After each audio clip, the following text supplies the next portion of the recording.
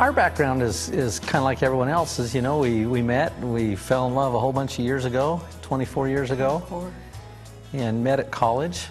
And it's been kind of a wonderful story ever since. We've got how many kids now? 6. Got six kids. And in fact, we've got a couple new ones that we've just added to our family. When most people our age are retiring with no kids in the house, we've decided we need more kids in the house. And so we've just recently, in fact in the last 2 years, adopted 2 new children. And so it's exciting to have a large family because it gives us the abilities to, well, I don't always feel young, but at least we think young because we have to. Our kids get us to it. And we do a lot of things together.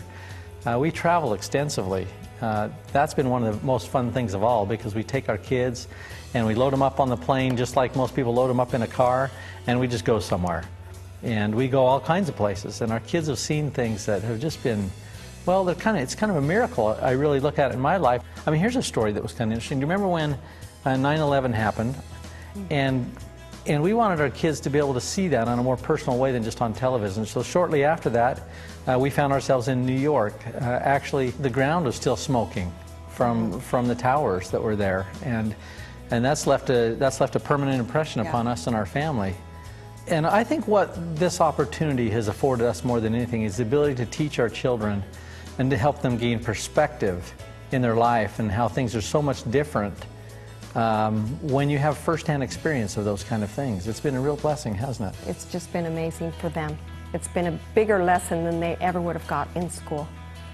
Well, as soon as that door opens and the kids come home from school, they run to the fridge. I just wanted, did the school not feed these kids? I know I'm paying for the lunch bill all the time because we just kind of get out of the way so they can feed themselves before we communicate with anything. You know, it's a stampede.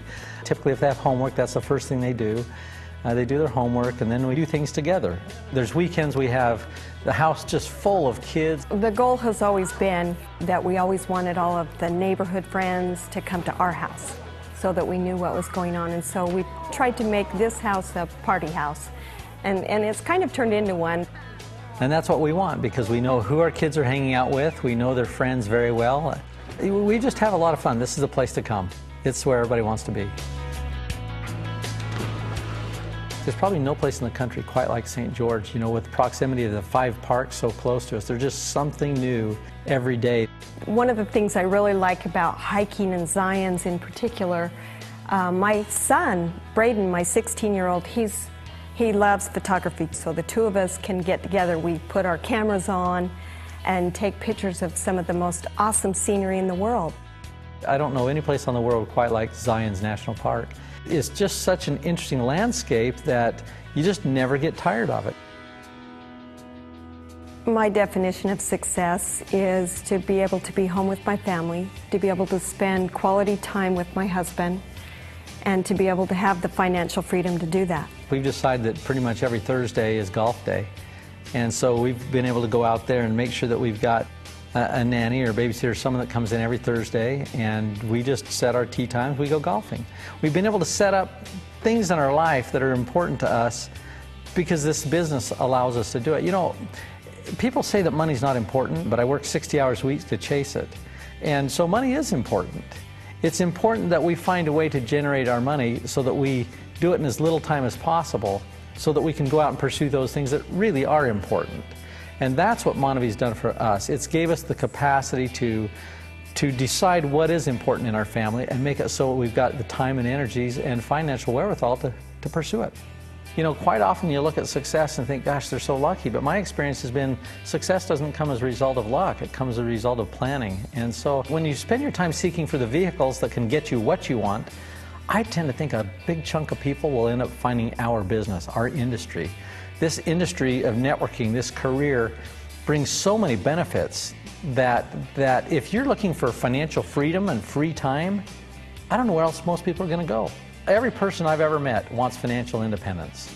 They don't recognize it, but I say that because the opposite of that is financial dependence. And I don't know anyone who sets out with that as a goal. Never. And so for us, it's just been a constant pursuit that led to this industry of network marketing. Because one thing I've recognized, you can't gain financial independence unless you've got leverage in your life. It's the most important component. And there's only a couple things you can leverage. You can leverage your time, or you can leverage your money. And for the bulk of us, we don't have money to leverage. So the only thing we've got to leverage is our time. So the real question comes down is, okay, what is the best vehicle on the planet for leveraging your time? And I'm telling you, this is the vehicle. So we found ourselves in this about 20 plus years ago and worked really hard. It took us about a year and a half to generate enough income that we could kind of live on it. But I'll tell you what, our life changed more than all the wealth that's been created thereafter. And the reason it's changed so much, that was the first $50,000 or $60,000 a year that came passively. How would that change your thinking to know that next month it was going to be there, whether you stayed in bed or whether you got up and dug ditches? It was always going to be there. And so our mindset, that's when we gained our financial freedom back in 1990. And what I like about it is that you find that you enter like a new dimension. Your mind is able to start focusing on things you hadn't focused before. Things like, well, more altruistic things. How can I make a difference today? How can I contribute to somebody else who may not be in the same circumstance in life, who may have pain or have suffering or for whatever reason? You know, we live in a world that's got a lot of challenges. And I'm telling you, we've got to be part of the solution.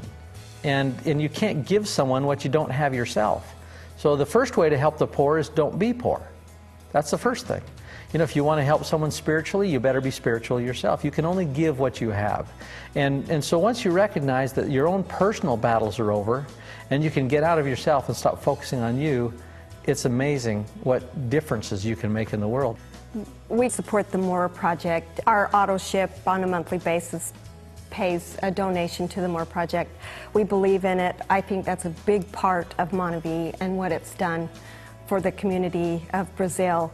We do need to give back, and actually we have a goal to take our kids down there and let them see what it's like down there and see the slums so that they can do everything they can to help besides just monetarily.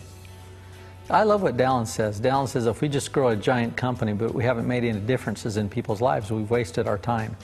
We love the More Project. We're excited about it, and you know, truth is we feel like we've been blessed very much, so we have to give back.